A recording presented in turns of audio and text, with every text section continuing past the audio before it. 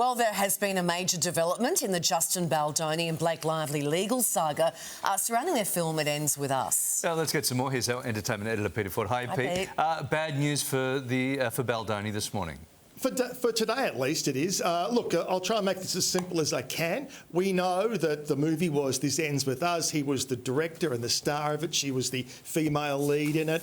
Suddenly, she is suing him. The story appears in the New York Times. She makes all sorts of allegations about workplace harassment. So he says, no, hang on, I'm counter-suing. I'm going to sue you and I'm going to sue Ryan Reynolds and the New York Times and your publicist. So what has happened overnight, and this has been bubbling away now for 6 months. It's not due in court till March of next year. But what has happened overnight is the judge has thrown out Justin Baldoni's case. He cannot proceed with his case against Blake Lively, New York Times, Ryan Reynolds and the publicist. And the reason why it's been thrown out is because the judge has decided that you cannot have a defamation case when it's based on things that are alleged in court documents. If you can't make the allegations in a court document, where are you going to make them? You know, had she gone on a TV chat show or a radio show and made those claims publicly, then likely he would be able to proceed. But she didn't do that.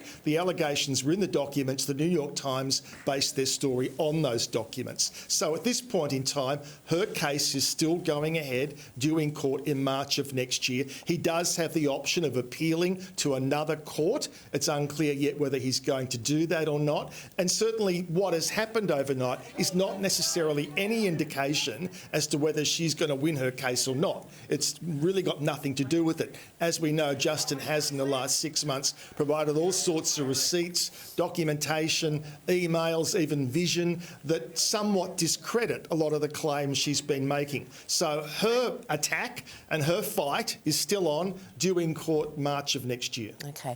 There was a brief moment of chaos. This is in Sydney last night at Katy Perry's show. Yes. Look, the best thing is to take a look for yourself and we'll talk about it. So this happened last night during Katy's show when she was on stage doing her act.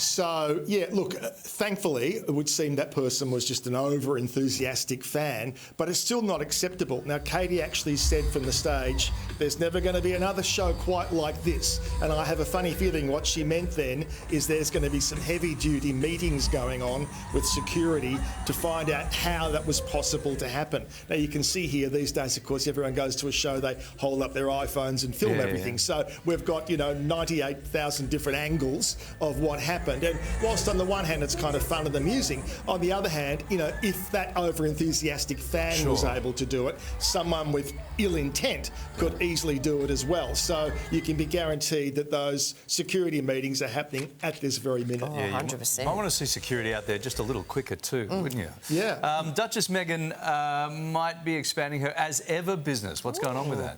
Well, look, she might be. So, when you go and get a trademark, and in her case it's as ever, she said, I want to own the right to call any kind of jam or flour sprinkles as ever. But now she's gone back and actually taken out that to extend itself to hospitality and to temporary accommodation. So the belief is that she's now looking at the possibility of opening perhaps restaurants or boutique hotels under the As Ever brand. It's a kind of a cute name, but I hope she's better organised than she was for the first round. We had that whole year of build-up to the products dropping, and sure, they sold out within an hour, which is great, but that was it. She didn't have any more stock. So you really, obviously you've got to be somewhat optimistic in your planning. So hopefully if she is going into the hotel and restaurant business, she's going to be better organised this time. Only one thing on the menu there, jam on toast. That's right. all you can get.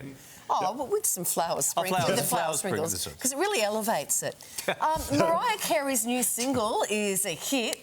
and this is her first new song in years. Yeah, it is actually. So it's great to see that, when you stay away from the charts for a long time, it can be sometimes hard to get back in. So the early indications are that Dangerous Type has gone really well for her. Now, on Friday, she's going to be dropping the music video. It looks very, very much Vegas, he said, in the casino and everything. The sound itself is very much sort of 90s R&B. So Type Dangerous video is dropping, well, they're saying Friday. I guess that means our Saturday. So Mariah is back in town. I feel like I'm watching an ad for a new fragrance at Chemist Warehouse. It does look like that, yeah. Something about it. Yeah. It's the type and the red. Yeah. Anyway, it's no Christmas anthem, I'm going to say about that. Good on you, Pete. Thank you, mate. Thank you, Mike.